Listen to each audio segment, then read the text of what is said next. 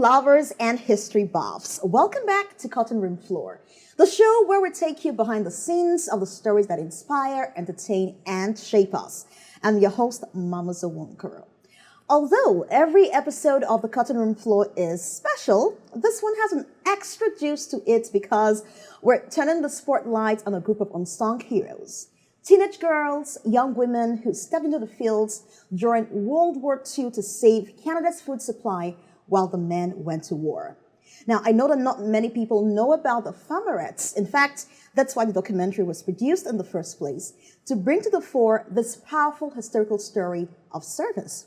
We're joined by one of the creative minds behind We Lend a Hand, the executive producer of this powerful new documentary that brings to life the untold story of the Ontario farmerettes, Felipe Levra. Thank you for having me. Felipe, good to have you in the studio. And I want to say that thank you for the opportunity to watch the full documentary. I enjoyed my private screening. And something that really fascinated me, a lot of things did fascinate me, but what intrigued me most was that this whole film was packed up by one picture. And it just tells you how curiosity can stem from anything. As long as you don't let it, you don't quench it, it can really lead you to a result as amazing as what we see in this documentary. So that was phenomenal. Good job to you and your team for starts. Thank you, thank you. Thank you a lot. Okay, so let's start with all the questions are important, but the most important question on my mind right now is, how did you find the story and why did you choose to do the story? Well, the story began, as you said, with Bonnie Sitter. Actually, Bonnie is a researcher and a journalist, and she was browsing through old pictures and old files that she had in her house. And one of the pictures caught her attention. It was like a group of women, and they were sitting down next to a truck. And the only indication that was like such an important picture was because at the back was written Farmerettes 1946. And then she began a whole journey of like trying to know who are the farmerettes, why are they sitting there, and what does it mean, you know, because it was sheer curiosity that she had. So she began searching and searching, and because of chance meeting with a filmmaker called Colin Field during a gathering that they were in, and so they met and they started to exchange and information because they were just history lovers.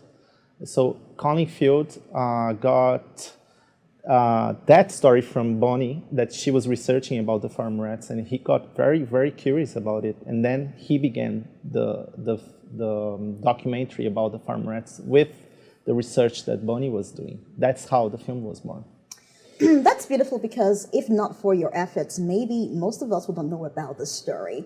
And I wanted to ask you, why did you choose to go back in history to do this story? Of course, clearly it has a beautiful, significant story that we all would like to relate with. We see that women are not just, we can't go to war, but there are other things that we can do. And so we see that these women chose to step into the fields when the men were at war to at least close the gap and ensure that food was provided during the war season.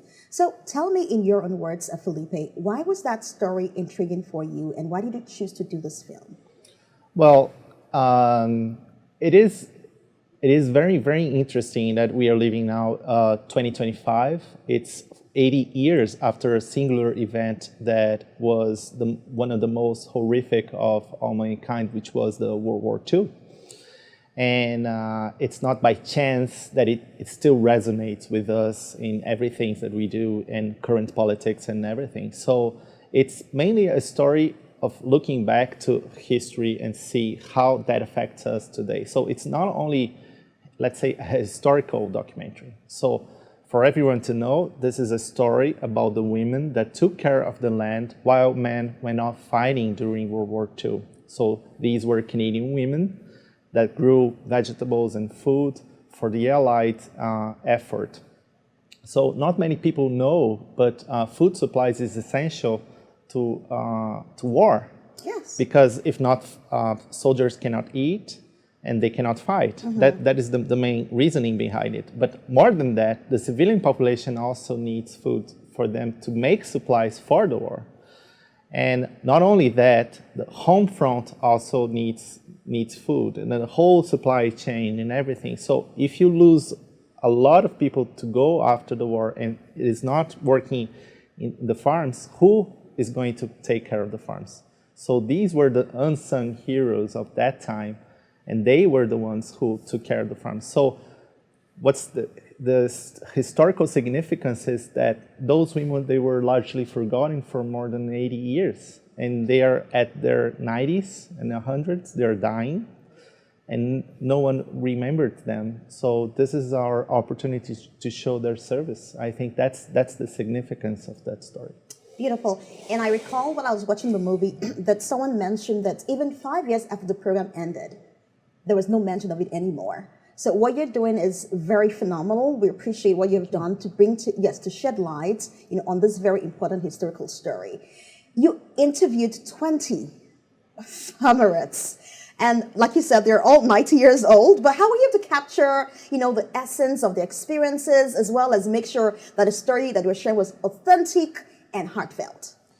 Well, this is due to my friend Colin's work, and he's very astute. He found 20 surviving farmerettes. They were all spread out in Ontario with Bonnie's help. And Bonnie is let's say, a force of nature, because she can also be very, very resourceful. And they both found many of those girls still alive and eager to tell that story.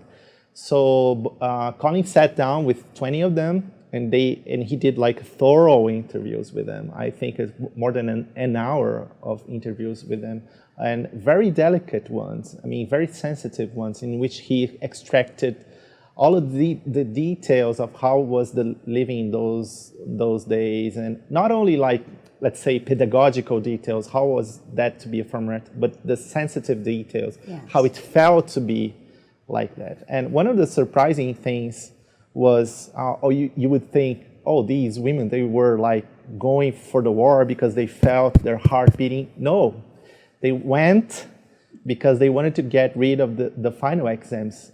That is, if they work on farms during the summer or the spring, they'll be exempted from writing their chemistry They will be exams. exempted. And in the mind of a 16, 17-year-old girl, or that could be like very enticing. Yeah, a great adventure. Yeah. So that's these are the things, like very sensitive ones, with the other jokes about that time. I think those girls, they went back like 70 years back, 80 years back, and they became young again. And when they tell their story, it's very funny to watch and see those 90-year-old women telling jokes again. Even about their love life too. Their love life too, their boyfriends. Yeah, interesting. And the documentary incorporates historical footages, including photographs. I'm curious to know, how were you able to, while you were doing your research, did you stumble on maybe some surprising discoveries during your research that significantly impacted the storytelling? Yes, some of the farmerettes that Connie talked to, because actually the whole research that Bonnie did generated a book, and that book is also the basis for the documentary. But as long as we were doing the interviews with the ladies, Bonnie wrote in that book that 30,000 women were called to be farmerettes during World War II and post-war. But as we finished interviewing all of them, and Bonnie was still researching, it was found that 40,000 were called upon to do that. And to be honest, perhaps even more. So we are still trying to find out the whole history behind the farmerettes. So it's still evolving and still organic. That's amazing. So, I mean, thus far, the farmerette story is one of resilience and courage. And one that I think that still, touches our hearts, because how can you, in the face of war, choose to leave the care of your parents and your classrooms? For sure, they had all the reasons why they wanted to leave, the school for the farm. But then, how does that story tie into our current social environment? How does the legacy of these women play out in our own lives today? I think when you look at them, it's just a matter of courage. Can you imagine like you being 15, 16 years old and then and you need to go outside of your home and then you travel like hundreds of miles. Many of the women, they came from Quebec by bike. And they're there and they miss home and they don't know what they're doing, but they know it's still hard, right? So 80 years passed. I can tell for myself, for instance, you need to leave your country and do your work like thousands and thousands of miles away from your home, away from your parents, away from everyone you know. So it's quite hard. And actually, women still are trying to find their place in the workforce today. It is baffling, it is appalling, but it's still happening. Actually, there are like not many people who see women like working on farms in Brazil. And here in Canada, even sometimes there are like not too many women working on farms because people don't see them working on farms as well. And it's appalling as well. So I think the past and the present, they're very much linked in that sense, you know? Truthfully, and I think farming is still majorly a male-dominated space. And I hope our children realize that they can do anything and be anything, because for me, what I found interesting was they had interesting reasons for being on the farm. They had no experience being on the farm they've never found before. But when they realized that, oh my God, we're here, we have to make the most of it. And I like that they were able to create, they created a song. They had a farmerette, song. They entertained themselves and they made the most of it. They built relationships with themselves, had boyfriends, fell in love and got married. That was really beautiful. As we analyze this story, what comes to my mind now is the agricultural impact that we now see in our society. Food, like you said, is a necessity. It's not just an essential, it's a necessity. We cannot survive without food. But we still see food insecurity in some climes. How do you think this story can help to change some of those realities? Well, you see how food is fragile because when you take a look at, let's say, you have a national emergency back then.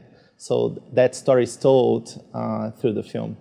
When Britain was under attack, they were surrounded by U-boats and they were sinking lots and lots of food, like thousands of tons of food to the ocean.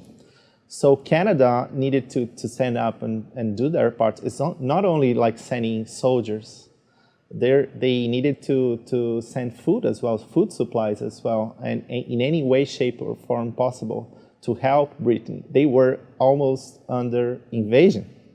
And people they lose track of it because they were like this close to being invaded. So they were quite afraid of so you have like your home base destroyed. So when you're doing farm work, especially here in Canada, then I saw like in Brazil, so you have like the whole year to do crops. But here in Canada, you have like a tiny window. So what are you going to do with that window and with that workforce?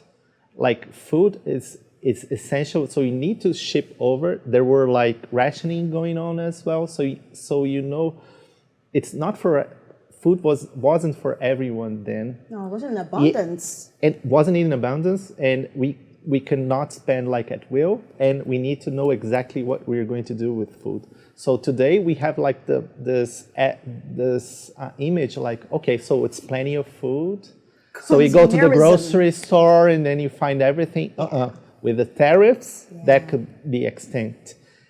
With too much hail, too much snow, not too much rain, then you don't have food as well. So food is very fragile. I think that is the lesson when you see a film like this. Very well articulated, Felipe. Now, I'd like to tell you this. I know that our children can learn from the story, and I think that educators and those who even mentor children should take the story and do something with it.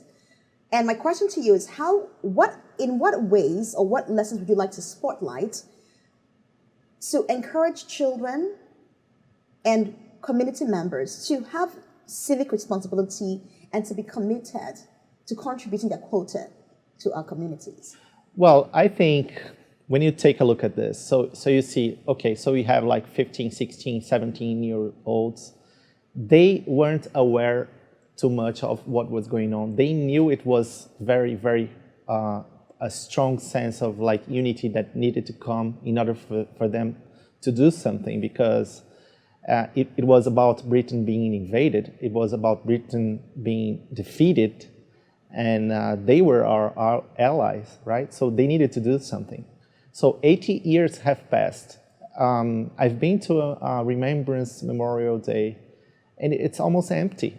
Like people, they don't go there anymore. So do people like really know what happened like 80 years ago? So Canada did an amazing job of like defending for our ideals of democracy and everything. One of my dreams, my personal dreams, was to come over to Canada and see all the monuments and pay homage to them. You know, every November 11th, I'm there, you know, seeing that. So my dream with this film is to inspire our other kids, you know, like to go and then to cherish Canada's history as well, you know, like let's remember the soldiers, let's remember what their sacrifice, you know. It's not only the Second World War, it's the first as well, you know, so. Yeah, I stumbled on that information earlier today. I'm like, oh my God, this has happened the second time. So it happened during the First World War and then the Second World War. We will let you have a feel. Maybe we can play the whole trailer so you could see exactly what we're talking about, and I'm sure you'll have a good time watching it.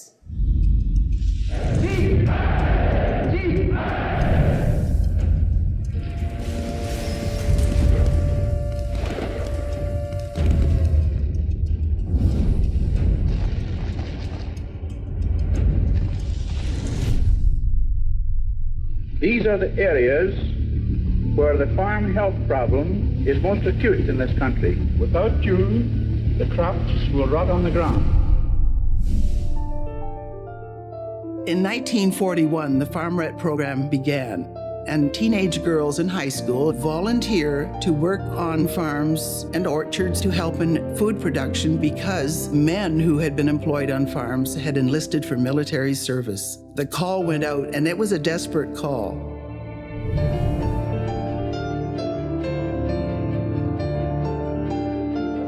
It was a wake-up call of what women could do. It was men's work to begin with, but there was no men around. It was very hard work, and very, very few of us had any farming experience. We had to be strong, and we were. We went because we could get out of chemistry exam, and we would get away from the watchful eyes of our parents.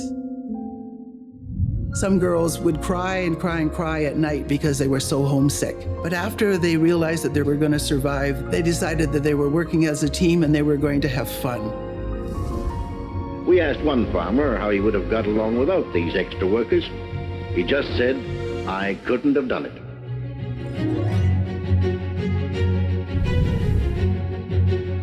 The war ended, and my dad was ready to come home. It was such a joyous occasion. They really worked, and they were helping with the war. No one had ever heard of the Farmerettes, and I think that's rather sad, don't you?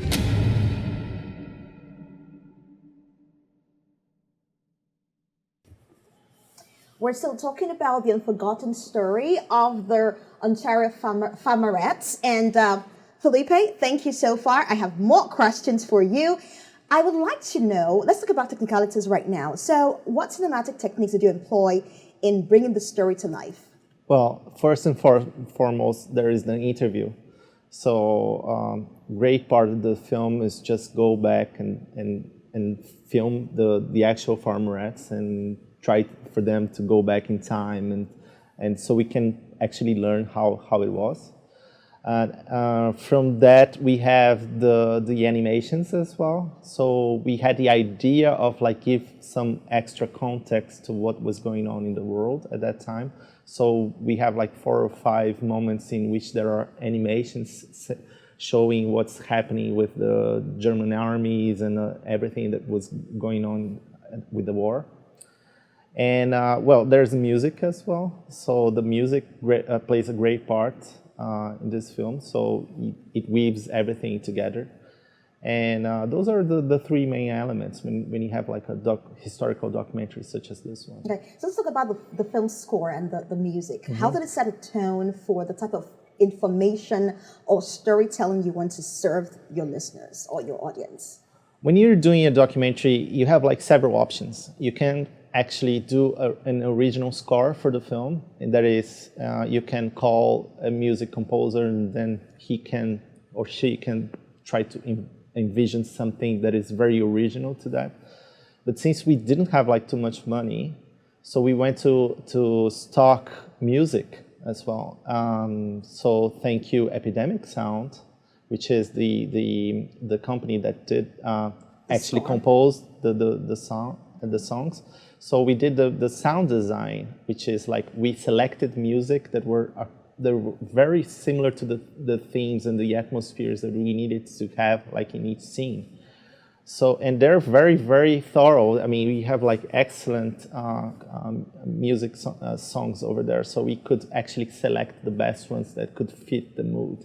Actually, there is, we do that every day. I mean, with my work in Brazil, for instance, since we do docu-reality shows for Discovery Channel, for instance, and they often require narrative feelings in very cinematic way in order for us to convey our story. So we use that knowledge we lend a hand as well. That's beautiful. Now, you spoke about budget, which is a big part of film production. And sometimes it leaves beautiful stories like yours just, somewhere because nobody has enough money to produce them.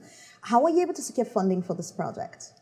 There were, 85% of this film is funded by private individuals, actually, which is a truly independent film.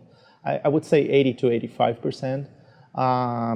There were people very much interested about the history of the farmerettes, and because they knew about the history and they wanted to do pay homage to them as well. So Bonnie, our historical producer, so as I said, she's a force of nature. So she connected many people who were in the agricultural scene, and actually people that were like relatives of former farmerettes or living farmerettes, and we did something which was like at the end credits, we had like a space for them to be remembered as well, so people could afford like to pay for a little space for them to be homaged there as well. So lots of our funding came from that. And I would like to thank our sponsors. So it's the Lambton County, London Arts Council, McBain Foundation, and the Good and Every Grain Foundation too. So they contributed to this film as well. That's great. And have you done any previous screenings before now? I know you have one coming up in June, I think, in London. June 6th. June 6th. Okay, but prior to now, any screens? Yes, we had our world premiere at Junction North Documentary Festival, which was in Sudbury, and we had like a very interesting showing over there. Our next showing, which will be like in London, will be June 6th, which is D-Day. It was not a coincidence, and at Wolf Performance Hall. If anyone is interested, there is the Eventbrite link, then I can share with you later. And they can go on your website, right? It's We Lend a Hand, that's correct? WeLendAHand.ca. Okay. So you can go on the website, WeLendAHand.ca, for screening informations and purchase your tickets and support this project. You see, it's independently funded, and you can be a part of it too. What initiatives have you put in place to further engage audiences in discussions around service? Because I feel like the biggest theme of the story is service.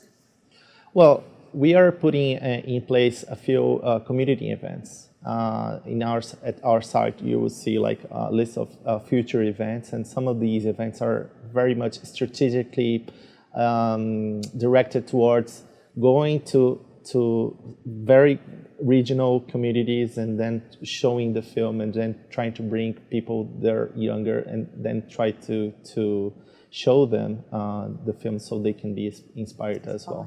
So the grain farmers of Ontario, they have like their pedagogical wing as well. So we are working with them in a series of videos to show at classrooms as well. And then they will have like the farmerettes and some of our B-rolls and some things that we didn't use in the film for them to use as well in classrooms. So these are the main things that we're doing to inspire, especially the younger generation. That's great.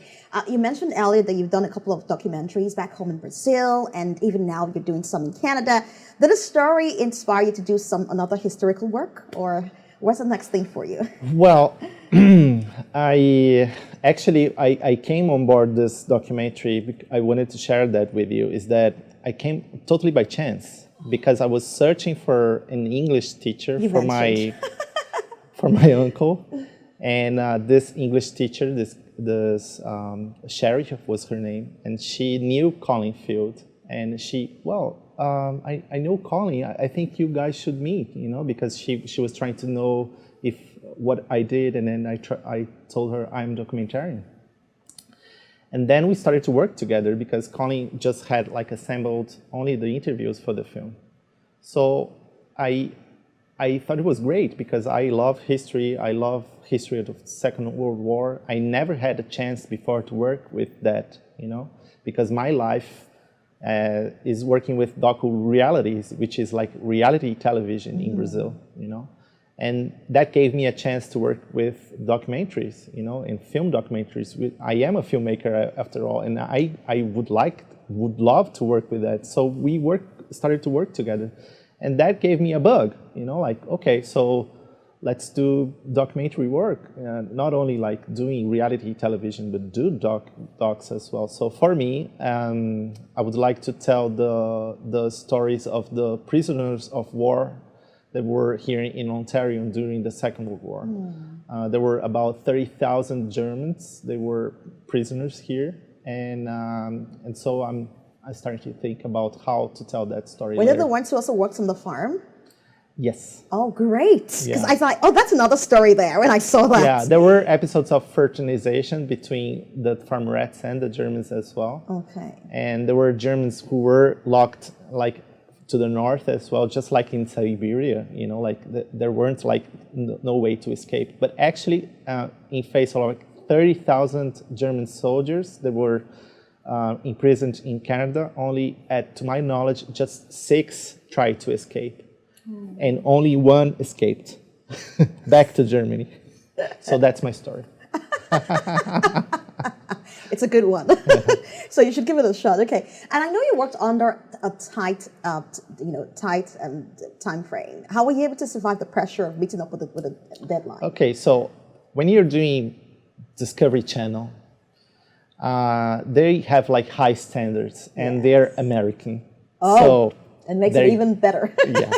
And so we are very used to, I'm doing docu-realities for like 14 years so far, and I'm working with the toughest guys on planet in terms of like doing documentary work for television. So I'm very used to tight deadlines. So Colin had worked for 2 full years on his documentary, and he needed a deadline in order for him to finish the film. And he gave me, okay, so I need to finish this film by December, and we were in October. And I said to him, well, that is challenging, but we can actually do it. So in under 2 months, we did reenactments, we hired the entire post-production crew, and we edited that into the timeline before December 31st, the film was done. Oh, you beat the deadline. That's great. Yeah. Amazing. It was very, very intense because we needed to work in several fronts. We divided the work into 2 graphic designers. The editor was very much used to work with lots of material under a compressed time. And we did a lot of Google Meets back and forth with Brazil because let's say 90% of the post-production was done with Brazilian professionals that used to work with me as well. So actually they're very proud, because that is not the only time that Brazil has lent a hand to Canada and to the Allies. As in 1944 and 1945, we've sent more than 40,000 soldiers to Italy to fight with the Americans over there. And we had several naval and air bases in our seashore, and that sent supplies and transportation and bombed U-boats in the South Atlantic as well. So we helped to win the war as well. So 80 years later, we are still helping, right? So I'm very proud of our work.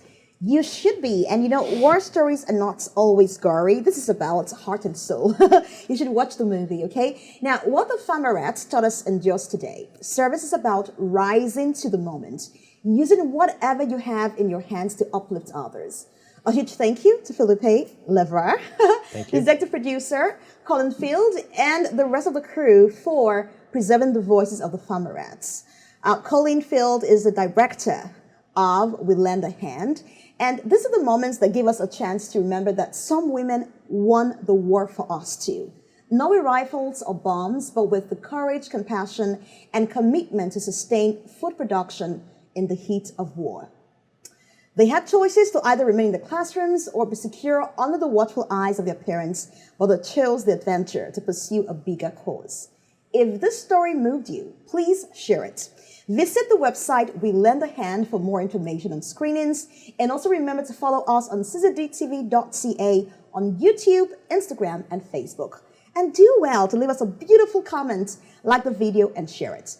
I'm your host, Mama Zawonko. This has been Cutting Room Floor. Until next time, you too can lend a hand.